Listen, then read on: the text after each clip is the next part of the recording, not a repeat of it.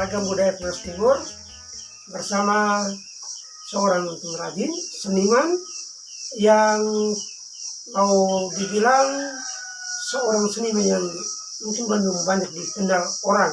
Tapi ini salah satu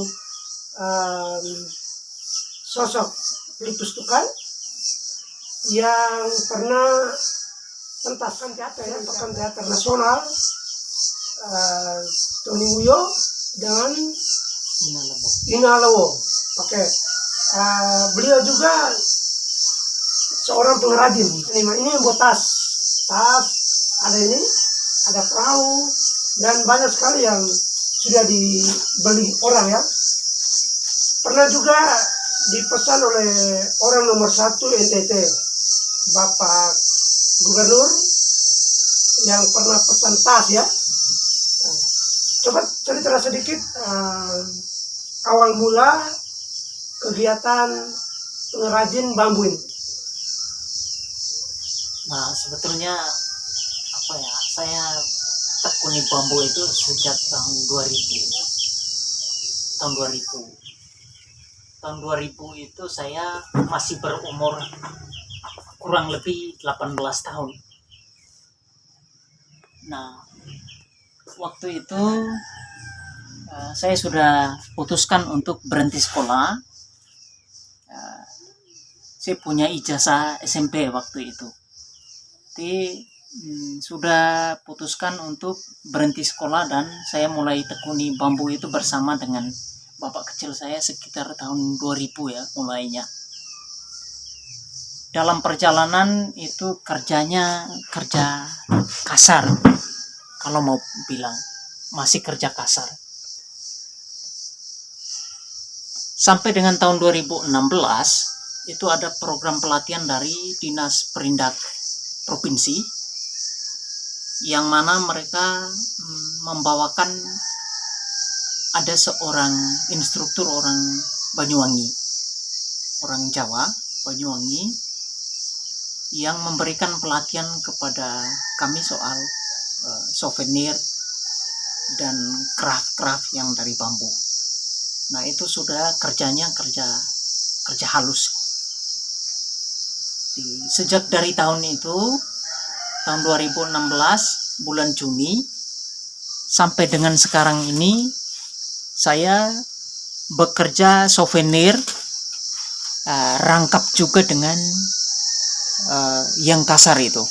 Nah, misalkan orang pesan saya gedek dinding rumah, ya saya kerja gedek dinding rumah itu. Terus kalau orang pesan saya souvenir atau craft, saya harus kerja craft ataupun souvenir itu. Yang pernah seperti yang Pak Gubernur pesan itu ada 2000 tas ya sebenarnya pesanannya. Ada 2000, tapi saya baru selesai 250 tidak salah. Itu kendalanya apa tuh kendalanya? Kendalanya di tenaga kerja. Bukan masalah saya tidak bisa mendatangkan tenaga kerja, bukan, tapi lebih kepada sumber daya manusianya. Oke, kalau berbicara sumber daya manusia, Kabupaten Flores Timur punya program, salah satu itu menyelamatkan orang muda. Sejauh mana program itu Ipus rasakan? Saya pernah ikut satu kali pertemuan di gedung OMK itu, yang mana itu program yang diadakan oleh pemerintah kabupatennya. Saya dengar wacananya itu kok wah sekali ya, sangat wah, selamatkan orang muda. Tapi untuk saya pribadi kok orang muda itu kayaknya, termasuk saya juga orang muda, itu sepertinya belum tersentuh. Berbicara kerajin ini, sejauh mana kaum muda Flores Timur melihat peluang kerajinan seperti ini, apalagi mau bilang bahan lokal bambu sangat melimpah di Flores Timur. Dengan program menyelamatkan orang muda, adakah pelatihan yang melibatkan kaum muda itu sendiri yang mungkin teman bisa merangkul mereka untuk membuat ini? Saya sebetulnya punya ambisi besar ya. Punya ambisi besar itu yang mana sebelum saya meninggal dunia, Oh ya. sebelum saya meninggal dunia, paling kurang apa yang menjadi bakat dan pengetahuan saya itu bisa saya salurkan kepada orang lain. Nah, kita tidak tahu kapan umur kita harus selesai. Nah, Hmm. kapan yang empunya itu panggil kita pulang ya harus pulang. Tidak ada alasan untuk bilang bersabar dulu karena saya belum kasih pelatihan kepada orang. Tapi sebenarnya saya banyak memberikan pelatihan kepada orang-orang muda, tetapi lebih banyak dari program dana desa. Ya, program dana desa. Pernah saya dengan dinas, tapi itu dengan dinas sosial, saya melatih teman-teman yang saudara-saudara yang difabel, Oh ya, berkebutuhan penyandang khusus. difabel. Hmm. Sementara yang orang muda yang normal ini untuk program daripada dinas-dinas belum pernah tersentuh. Teman pernah menjadi narasumber, dengar-dengar pernah menjadi narasumber ya? Ya, Itu di mana tuh? saya banyak narasumber. Pernah saya di Desa Boru, kemudian itu kepala desanya siapa ya? Oh itu kalau tidak salah itu Pak Ben Liwu ya? Iya. Pak Ben Liwu. Itu Pak Ben Liwu, kepala desanya itu. Kemudian di Lembata pernah. Oh sampai di luar kabupaten ya? Ya, di Lembata. Luar biasa nih. Di Soe pernah 1 kali. Di Soe. Kemudian di Adonara di Desa Lelenbala. Ini skalanya kecamatan, kabupaten apa desa penyelenggaranya ini? Kalau di Lewoleba itu skalanya desa. Skalanya desa. Yang menyelenggarakan kegiatan pelatihan itu desa? Itu desa, dari dana desa. Rata-rata yang saya pergi menjadi narasumber itu rata-rata menggunakan dana desa. Untuk Kabupaten Flores Timur sendiri, setelah pelatihan itu ada tidak kaum muda yang bergerak ataukah punya bakat yang sampai pada menghasilkan sebuah karya seperti ini? Kalau untuk menghasilkan karya, iya, ada yang dari teman-teman yang saya pernah dampingi mereka itu, ada yang sampai menghasilkan karya. Yang menjadi persoalan, teman-teman kita itu tidak sanggup untuk bertahan ketika barang itu belum memberikan penghasilan. Ya, barang itu belum sempat mempunyai nilai jual. Nah, itu yang susah buat orang kita. Nah, lemahnya kita orang NTT itu pada titik itu. Tidak pernah bersabar untuk menanti rezeki itu datang. Oke, untuk tadi ada juga dari Pak Bupati, Pak Gubernur telah memesannya itu. Berbicara tentang soal pasaran, apakah kaum muda yang telah dilatih, ada tidak satu program ataukah seperti satu dorongan dari pemerintah atau ke swasta yang bisa menampung karya mereka tuh, seperti ada satu tempat macam galeri begitu. Saya dengar-dengar itu ada satu teman penyelenggaraan itu orang Leworok ya, suami istri penyandang difabel. Itu dia pernah cerita saya kalau barangnya itu pernah diminta untuk bisa dipajang di galerinya Flores Timur ya. Hanya persoalan kita di sini belinya mau harga murah. Sementara kalau saya sih sebenarnya maunya kalau orang dengan kebutuhan khusus itu, kalau kita mau menghargai karyanya, harusnya melampaui orang yang normal. Nah, gitu. Karena dia bekerja dengan kekurangannya. Berbeda dengan orang yang bekerja dengan kondisi fisik normal. untuk kerajinan karya macam begini. Teman Philip sendiri itu dari Kecamatan Demopagong, dan kita semua tahu, Indonesia tahu, Demopagong meraih juara 1 di ajang APIA, Anugerah Pesona Indonesia. Ketika saya melihat hasil karya perahu ini, ya, ini perahu, kira-kira awal karya ini mengisahkan apa ini perahu ini? Karena berbicara soal budaya Flores Timur pada umumnya itu, masyarakat yang ada di sini tuh ada beberapa, ya, migrasinya, ya, tempat migrasinya. Ada yang dari Jawa, arah barat itu yang orang katakan Sina Jawaka, Tenamao, Sina Jawaka. Tenamao itu lewat pantai, laut, belayar, Tena itu sendiri, itu perahu. Ada juga dari timur itu Seranggoran, itu dari daratan Maluku, Ambon. Ada juga dari tempat di antara Kepulauan Alor, Lembata, itu namanya Kerkopuken. Dan ada juga masyarakat lokal yang asli di sini namakan Ile Jadi, masyarakat lokal, masyarakat asli pribumi itu Ile Jadi.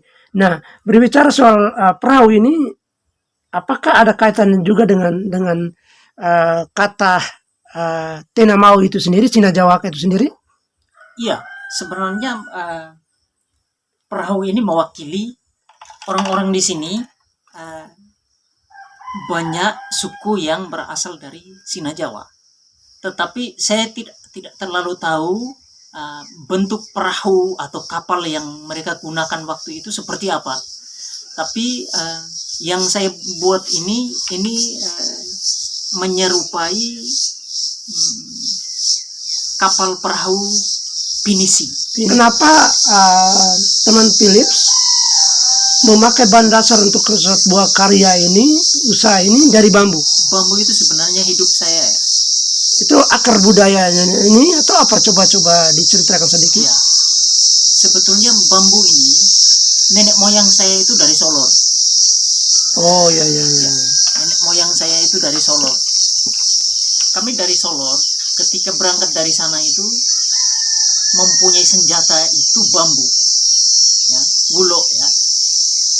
Wulo itu mewakili kehidupan. Kalau wulo bawa serta dengan wulo berarti aman di dalam perjalanan. Kata wulo itu sendiri punya cerita budaya atau adatnya gitu, maka kerajinan ini teman Philip mengambil bambu menjadi bahan dasarnya dalam berkarya, ya. Luar biasa sekali, ya. Oke, kembali ke persoalan api. Ketika mendengar kampung adat Lewok Luok, nah, berbicara kampung adat Lewok Luok, itu masih dalam lingkungan adat Demopagong, ya, komunitas adat Demopagong. Terdiri dari desa Lewok Luok itu sendiri, desa Blipanawa, desa Baman, dan ada satu dusun Kolibutan yang ada di pantai utara. Nah, berbicara soal budaya dengan kearifan lokal, dengan menikmati atau merasakan kegembiraan memenangi kejuaraan api ini, juara 1 di ajang pesona Indonesia ini, yang teman harapkan untuk kaum muda dalam mengembangkan atau menggali tradisi-tradisi atau budaya itu sendiri. Karena kata budaya itu sendiri adalah aktivitas masyarakat. Iya. Terus terang, sebelum saya berbicara profesiat dulu, ya, profesiat untuk kampung budaya Lewok-Luok yang kampung adat Lewok-Luok, ya, juara 1 untuk tingkat nasional, tingkat ya. nasional untuk pesona Indonesia, ya. Terus terang bahwa saya mendengar kabar itu, saya sangat terharu, ya. Terharu sekali saya bahwa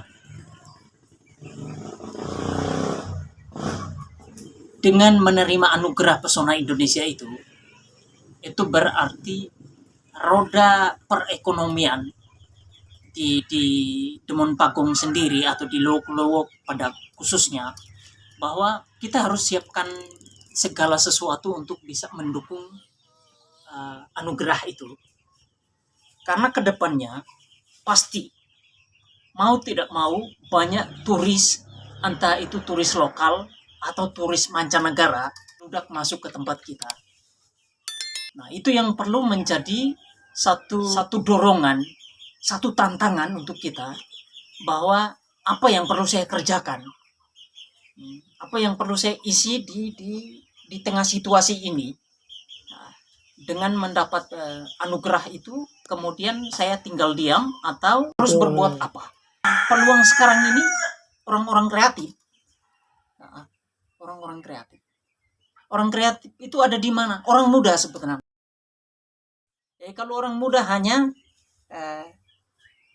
bermain HP, game online. Nah, terpengaruh dengan perkembangan yang mungkin secara sederhana atau secara ininya kita katakan mereka tidak membaca peluang untuk satu usaha yang menghasilkan uang ya. iya. Mendingan bekerja dengan cara gini. Tapi kelemahan orang muda kita itu ya tadi sudah dikatakan ya, bahwa maunya instan, cepat dapat. Solusinya bagaimana ketika mereka sudah bekerja, sudah menghasilkan karya? Ini yang kalau mau dirupiahkan itu, ya mungkin orang-orang seni saja yang merasa bahwa ini dirupiahkan itu wow gitu ya. Nah, barang-barang ini kan ya kita harus lempar kemana supaya orang-orang di luar sana tahu, oh ini karyanya anak-anak Demon Pagong. Iya, harus bisa menyesuaikan diri untuk bisa sanggup menjual segala sesuatu di program digital itu. Ada lagi di Facebook, ada di Instagram, ada di WhatsApp, banyak sekali program itu. Di situ sebenarnya menjadi pasar kita. Dunia luar bisa tahu barang-barang kita. Kemudian ada label ya, ada brand, ya, ada merek. Nah, itu yang nanti mewakili sebenarnya orang-orang kita yang mengaku kalau itu orang Lowok-Lowok, kita harus punya brand itu, sehingga keluar orang pada tahu kalau itu hasil karya orang Lowok-Lowok.